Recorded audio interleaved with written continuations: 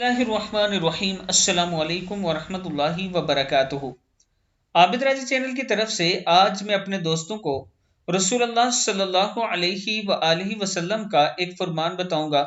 आप दोस्तों ने इसे गौर से सुनना है और इस पर अमल करना है। हजरत अनस रजी अल्लाह तआला अन्हु फरमाते हैं कि नबी अकरम सल्लल्लाहु अलैहि वसल्लम ये दुआएं करते थे।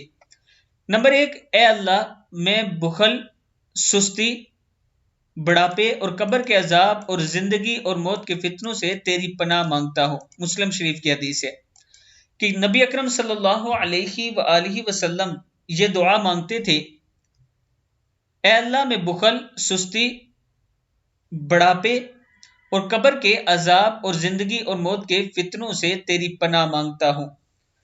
मैं अपने दोस्तों से गुजारिश करूंगा कि आप भी ये दुआ मांगा करें अल्लाह ताला से, क्योंकि नबी अकरम सल्लल्लाहु अलैहि वसल्लम ने ये दुआ मांगी है तो हमें भी यही मांगनी चाहिए।